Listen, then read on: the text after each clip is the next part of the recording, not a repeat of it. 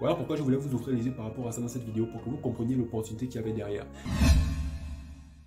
Dans cette vidéo, on va parler de l'impact qu'a la guerre de l'Ukraine et de la Russie sur le marché des crypto-monnaies. Ensuite, on verra comment ces différents pays-là utilisent la crypto-monnaie au sein de cette guerre. C'est très important que vous suiviez cette vidéo-là pour que vous compreniez fondamentalement quelle est l'utilité de la crypto-monnaie. Parce que si même des grands États comme la Russie et l'Ukraine utilisent la crypto-monnaie, il faudrait bien comprendre que fondamentalement, la crypto-monnaie a une utilité réelle que vous devez avoir en tête sans d'abord voir l'aspect financier. Avant ça, il y a d'abord un fondamental à comprendre et à voir. Et c'est de ce dont on va parler dans la suite de la vidéo. Donc on se retrouve tout de suite. Let's go!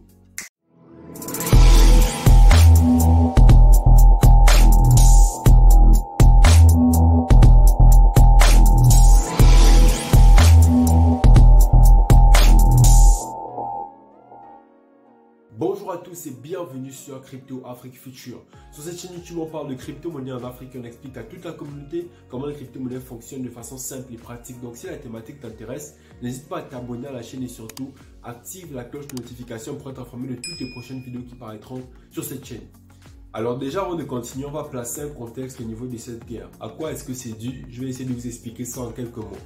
Alors déjà, il faut comprendre que la Russie et l'Ukraine sont des pays qui sont côte à côte parce qu'avant, l'Ukraine appartenait à la Russie.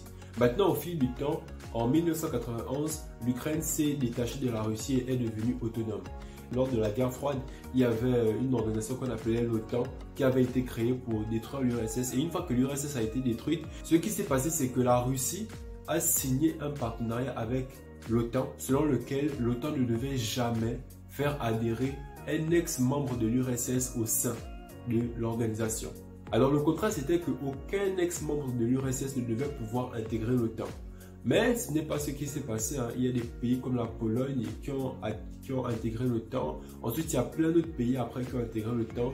Et là, ces pays-là se rapprochaient de plus en plus de la Russie.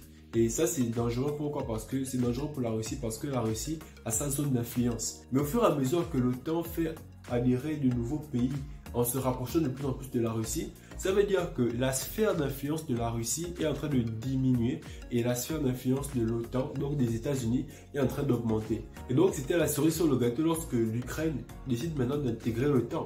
Parce que lorsque l'Ukraine veut intégrer l'OTAN, c'est comme si les États-Unis, étant l'OTAN, récupèrent l'Ukraine, récupèrent un pays qui était sous l'influence de la Russie. Et ça, c'est un gros problème parce que la Russie se sent menacée. Elles se sont menacées dans la mesure où il y a les États-Unis qui veulent de plus en plus prendre de l'influence sur les pays qui étaient sous l'influence de la Russie. Donc ça a déclenché cette guerre-là et voilà où on se retrouve aujourd'hui. On a vu qu'il y a eu des bombardements, etc., etc.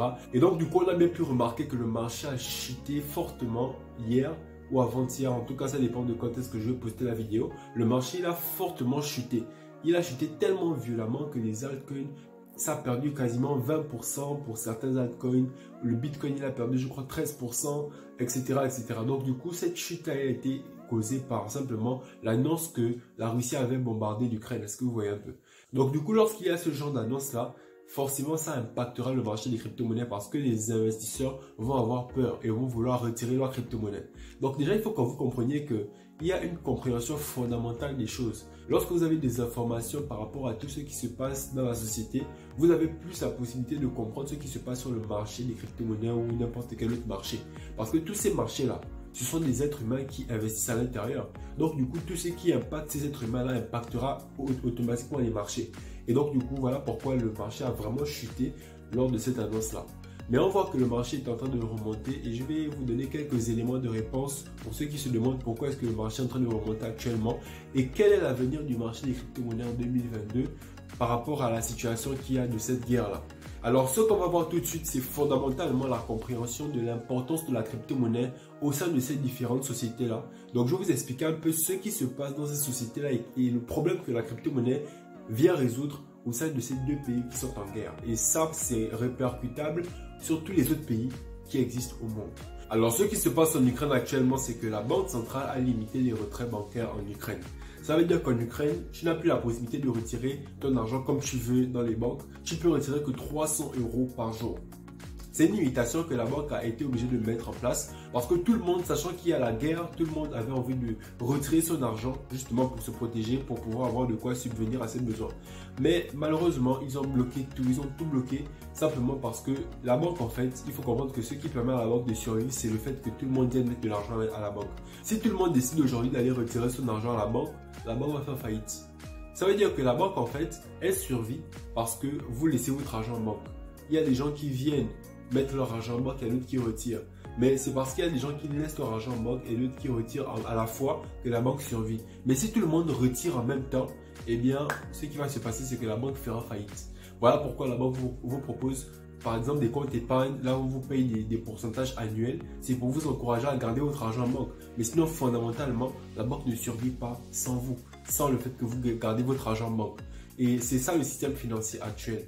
Voilà pourquoi en fait les crypto-monnaies c'est d'une utilité fondamentale simplement parce que là où l'Ukraine a bloqué en fait les retraits bancaires, vous vous rendez bien compte que quelqu'un qui a un gros problème, il doit retirer de l'argent urgemment pour régler un problème de sa famille. Il peut pas, il peut retirer que 300 euros.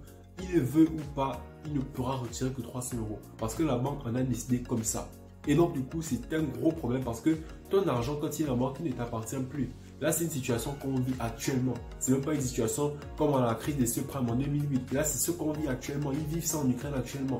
Donc, du coup, on voit la faiblesse du système bancaire. Ça, c'est la faiblesse que l'on voit du système bancaire. Et comprenez que la crypto-monnaie a été créée justement pour venir pallier à cette faiblesse-là. Venir faire en sorte qu'il y ait une alternative au système bancaire. Est-ce que vous voyez? Voilà pourquoi Bitcoin a été créé. Maintenant, pour pallier à ce problème de la faiblesse du système bancaire, ce que l'Ukraine a fait, c'est que l'Ukraine a officialisé la crypto-monnaie. L'Ukraine, c'est l'un des pays au monde qui a l'adoption la plus rapide en ce qui concerne la crypto-monnaie. Et ce qui se passe, c'est qu'ils ont baissé les taxes pour que plus en plus de personnes puissent venir développer leur écosystème crypto-monnaie en Ukraine, pour permettre à l'Ukraine d'être un centre d'accueil pour les investisseurs en crypto-monnaie, pour les développeurs en crypto-monnaie, ce qui va faire en sorte de créer des emplois parce que, bien évidemment, lorsqu'une entreprise crypto-monnaie arrive, il faut qu'il y ait des employés. Ils seront des Ukrainiens qui vont venir travailler dans les entreprises, etc. etc. Ça va venir faire tourner l'économie, stimuler l'économie et ce ne sera que bénéfique pour tout cet écosystème-là en Ukraine. Et donc, du coup, voilà pourquoi l'Ukraine, c'est un pays qui, aujourd'hui, mondialement, fait partie des pays qui a le plus apprécié la crypto-monnaie, qui utilise la crypto-monnaie à bon escient pour pouvoir profiter de ça pour augmenter et enrichir leur économie, leur écosystème. Donc, du coup, actuellement, ils sont en guerre et ils vont utiliser la crypto-monnaie pour protéger leur argent et on en parlera par la suite. En Russie, c'est encore pire. Un membre du Parti communiste, il a passé une annonce selon laquelle en cas de sanctions trop graves de la part de l'Occident, le gouvernement russe pourrait potentiellement saisir plus de 60 000 milliards d'euros à la population. Imaginez un peu. Ça veut dire que si tu as mis ton argent en banque, ton argent sera récupéré par l'État pour venir couvrir les dommages qui auraient été causés par rapport à la guerre. Pourquoi? Ton argent, quand il est en banque, il ne t'appartient pas. Simplement parce que ton argent est dans les mains d'autres personnes. Et dans les mains de la banque, de l'État, etc. Et c'est ce côté centralisé là qui fait en sorte qu'on a une liberté qui est limitée, les gars. Est-ce que vous voyez un peu? Je vous ai pris le cas de l'Ukraine et de la Russie, ce sont des choses qu'on vit actuellement. On vit ça actuellement. L'Ukraine, on bloque leur banque. Là, en cas de guerre, en cas de problème, on va récupérer l'argent des gens. Mais ils peuvent récupérer ça pourquoi? Parce que c'est un endroit où c'est récupérable. Clairement. Lorsque votre argent est dans votre portefeuille crypto-monnaie, vous êtes le seul à détenir votre clé privée. Qui va prendre votre argent? Personne. Et donc, du coup, voilà un gros problème qui se pose encore au niveau du système bancaire. Maintenant, on va voir comment est-ce que la Russie utilise à son niveau la crypto-monnaie pour se protéger de ce qu'il y aura comme problème, justement. Parce que là, c'est en cas de si jamais il y a une grosse sanction économique. Mais regardez un peu ce que la Russie a prévu, parce qu'ils ont tout prévu. Le président Poutine, clairement, il a tout prévu en cas de sanction. Et ce qui s'est passé, c'est qu'il a officialisé en fait le fait que le minage de Bitcoin puisse être accepté en Russie. Alors la Russie actuellement permet justement de pouvoir faire du minage de Bitcoin de façon officielle. Ça veut dire qu'il y a de plus en plus de fermes de minage en Russie. On va dire que la Russie, c'est le troisième pays au monde qui mine le plus de Bitcoin. Est-ce que vous imaginez un peu ça? Bien évidemment, la banque de Russie avait refusé ça. La banque de Russie ne voulait pas que le minage de Bitcoin soit officialisé en Russie. Mais Poutine, lui-même en tant que stratège, en parlant avec certains entrepreneurs de son pays, il a pu trouver comme solution de pouvoir permettre à ce que le pays puisse être l'un des pays qui héberge le plus de fermes de minage, bien évidemment à condition que ce soit officialisé. Donc ces fermes de minage là payent des taxes et bien évidemment créer de la richesse et de la valeur au sein du pays. Ça fait en sorte qu'en fait, plus il y aura de fermes de minage, plus il y aura de possibilités que la Russie puisse créer le plus de bitcoin. Parce que j'ai fait une vidéo sur le minage, vous savez que le minage de bitcoin, on paye jusqu'à 6 bitcoins actuellement, jusqu'à 6 bitcoins pour les personnes qui vont valider les blocs de transaction. J'en ai parlé dans une vidéo où j'explique ce que c'est que le minage. Et donc du coup, ces 6 bitcoins là, imaginez un peu combien ça fait. Poutine a également décidé de mettre une partie de l'argent et de réserves financières en crypto-monnaie. Pourquoi? Et là les gars, suivez-moi très bien. En fait, en cas de crise comme ça, ce qui se passe, c'est que les gens vont chercher à protéger leur argent. Pourquoi? Parce qu'il y aura un gros taux d'inflation. L'inflation, c'est le coût de la vie qui va augmenter. Les choses vont devenir chères parce que les choses vont se raréfier. Les choses vont devenir de plus en plus rares. Pour protéger leur argent, ce que les gens vont faire, c'est mettre de l'argent dans les matières premières comme l'or, comme le pétrole. Mais actuellement, en fait, lorsque les gens mettent de l'argent dans l'or et le pétrole, ça va faire en sorte que le prix de l'or et du pétrole augmente. Et si on prend le cas du pétrole, par exemple, le pétrole, en fait, est une matière première que beaucoup d'autres pays exportent. Ils exportent ça justement pour que ça puisse servir à leur pays. Mais le taux d'exportation, il sera de plus en plus élevé. Si beaucoup de gens investissent et que le prix du pétrole augmente, ça veut dire que les frais d'importation seront de plus en plus élevés. Et donc, du coup, les entreprises vont être obligées de faire recours aux banques pour emprunter de l'argent pour enfin pouvoir aller acheter du pétrole.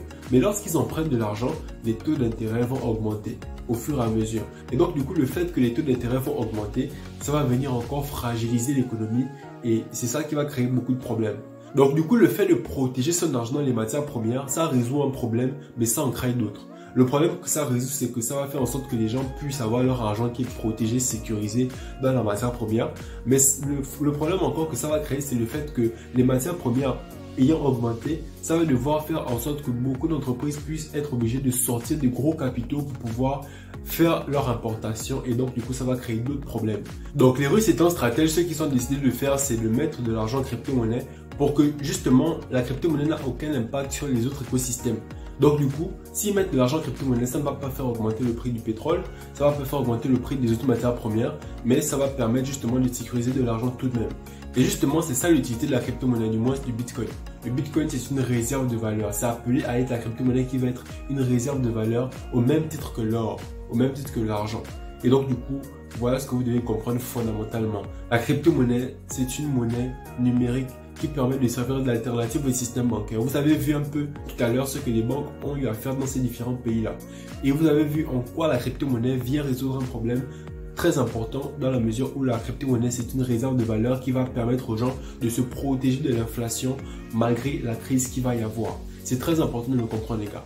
Maintenant, il y a un ricochet qui va se passer. Admettons que différents pays acceptent justement de mettre de l'argent en crypto-monnaie pour sécuriser leur argent, leurs avoirs, leurs capitaux financiers. Ce qui va se passer, c'est que bien évidemment, c'est l'offre et la demande.